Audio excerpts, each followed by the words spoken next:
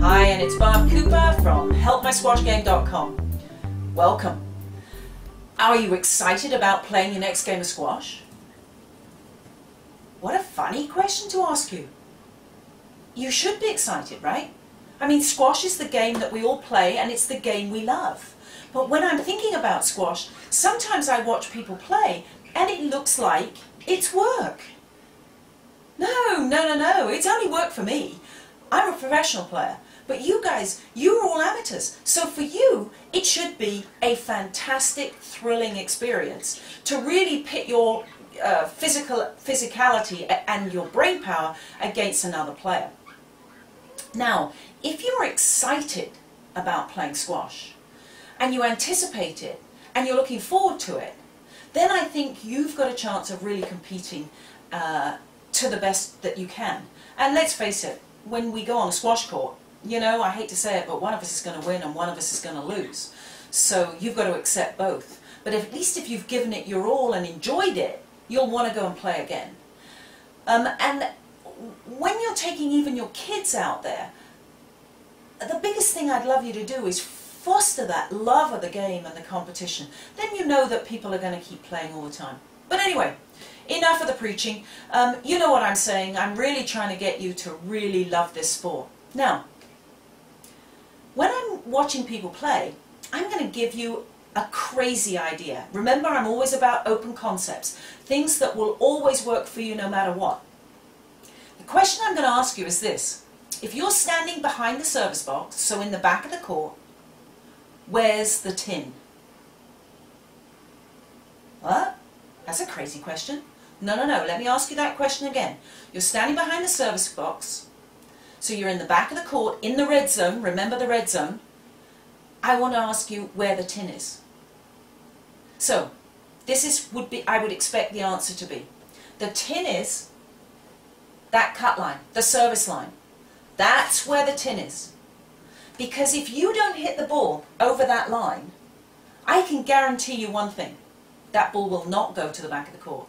So if you're attempting to hit a length, that's a return of serve, any length from the back of the court, your basic shot should hit above that line on the front wall. If you do that, trust me, I know you'll hit a better length.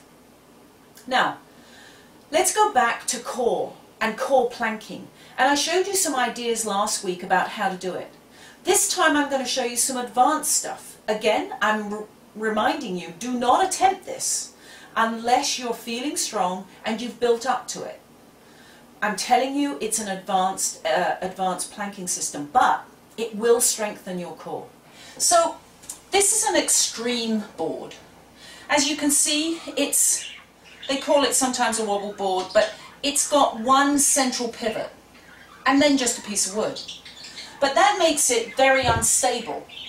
Now, when you're going to do planking using this, you don't want to put your hands on the edge, because that means all you're going to do is crush your fingers as you go down if you lose your balance. All right, so you need to put your hands on the board.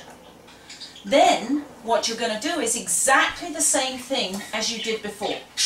So you're trying to hold your balance using the board. If you want to, you can go down onto your elbows, but I suggest you set your elbows first before you do it. This is easier, obviously, because you've got a lower center of gravity here. Okay? And what you're trying to do again is build it up and make sure that you're working for, well, start off with 15 seconds, eventually build it up to a minute or so. But your back will be strong, your glutes are engaged, your hamstrings are engaged, all of your thighs and your core. Make sure you suck in your stomach muscles and get them strong. Happy planking! Did you like that? Good, I'm glad. Now, again, let's start talking about goal setting and let's start talking about principles and the book that I'm going to recommend this week. The book is The Zig Zag Principle by Rich Christiansen. And he's quite interesting when he talks about this book, because what he's saying is, you know, the path to your success is not a straight line. So in squash, what I'm trying to encourage you to understand is you're going to have your defeats. You're going to have your terrible days. But when you have those defeats and when you have those terrible days, are they a disaster? No, never. They're the only times you really learn. So if you can keep thinking about how you set goals, and even if you miss a goal, don't panic. Just go on, keep moving forward. It's one step at a time towards your major goal. And if you're practicing every day, I know that you're going to be improving your game. And your game's going to be getting better. So, now it's time for Ask Barb. And again, when we're in the tournament season and we're talking about competitive stuff, a viewer wrote in and said that they were nervous before a match. And how should they warm up to get rid of those nerves? First of all, what I'm going to suggest to you is don't get rid of the nerves. Enjoy them.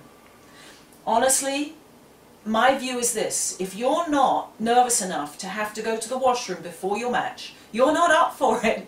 You're not ready. So I would say that's fantastic. That's a great sign. Now, if you start to feel nervous like that, one of the easiest ways to get yourself to feel better is to break a sweat. So whether you can go and warm up on a court or whether you can go and sit on a bike, it doesn't really matter. You need to get your blood circulating to the point where your adrenaline has actually gone through your whole body and you literally do break a sweat. Once that moment's happened, your body is going to be ready for work and it's going to be ready to compete.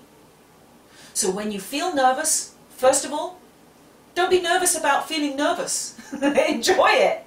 Secondly, know that you've got to warm up, and the fitter you get, the longer your warm-up has to be, because it takes a while to break that sweat. So that's another thing to remember on all of this stuff. It might take a while, but once you've done that, you're ready to perform. And so go out there and do the best you can. This is Barb Cooper from HelpMySquashGame.com, signing off. See you next show.